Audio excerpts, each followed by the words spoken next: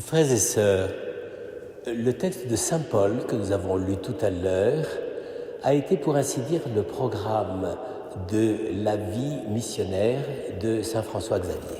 En effet, c'est un programme original et il n'est pas sûr que nous-mêmes, dans la modernité que nous vivons,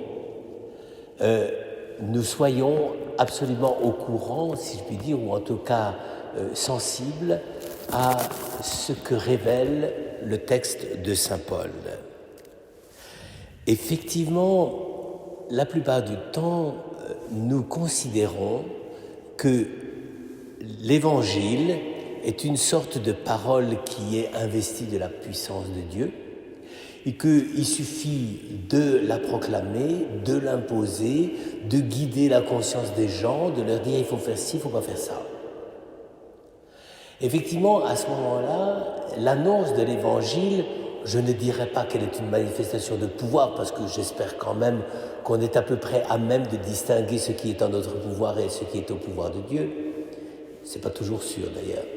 Mais en fait, la proclamation de l'Évangile à ce moment-là apparaît quand même « Je suis le messager de la vérité qui vient de Dieu, de l'Évangile, et par toutes les instances intermédiaires de l'Église qui permettent que l'Évangile passe du cœur même de Dieu à cette pauvre masse de païens qui n'y connaît rien et qui n'attend que ça. » En réalité, d'ailleurs, aujourd'hui, je crois que ce n'est pas la peine d'essayer de vouloir défendre cette thèse jusqu'au bout.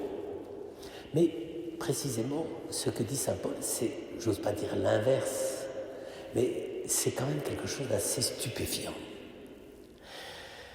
Il explique ce qu'est pour lui annoncer l'Évangile. Et vous pouvez transposer aussi bien à François Xavier qu'à nous. Qu'est-ce que c'est qu'annoncer l'Évangile ? Ce n'est pas un titre de gloire. La gloire, c'est ce qu'on appelle le poids, la pesanteur, la force de gravité de moi-même. Je ne peux pas prendre la parole de l'Évangile que j'annonce comme quelque chose qui me donne du poids. Ça peut paraître bizarre de dire ça. Il y a beaucoup de gens, quand ils annoncent l'Évangile, ils ont l'impression qu'ils ouvrent le cœur des gens, etc. Je trouve qu'il vaudrait mieux se débarrasser de cette espèce d'illusion qui n'est jamais qu'un narcissisme camouflé. Oui, malheur à moi si je n'annonce pas l'Évangile, et si j'avais l'intention de cette tâche, j'aurais droit à une récompense, mais je ne l'ai pas.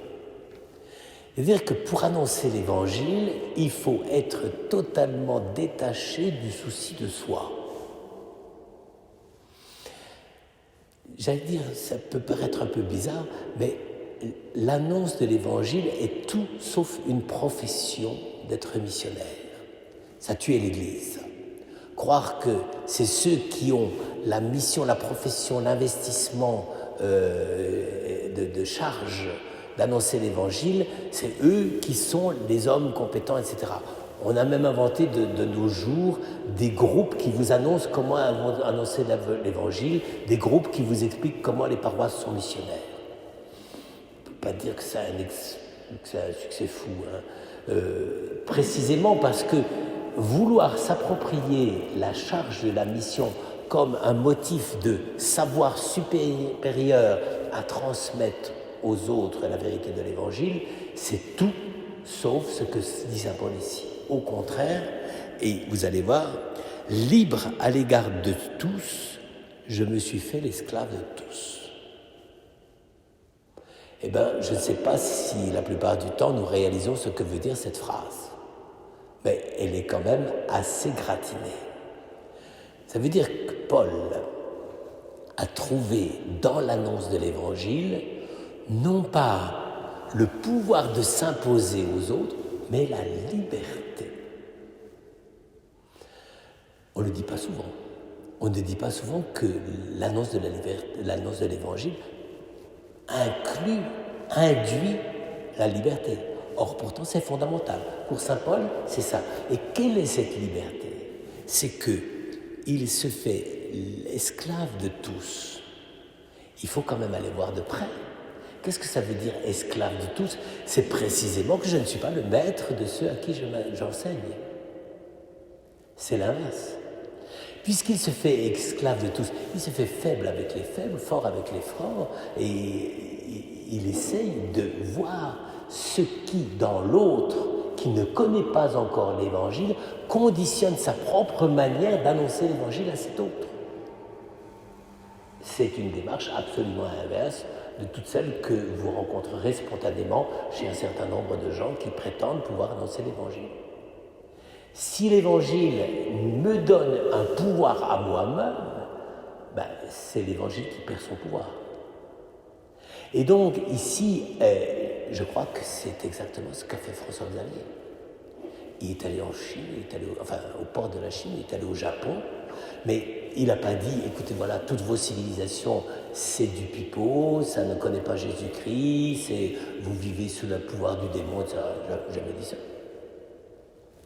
Il a dit, effectivement, je me suis fait l'esclave de Chinois avec les Chinois, ça doit pas être drôle, de Japonais avec les Japonais, ça doit être pas beaucoup plus drôle non plus, surtout à l'époque.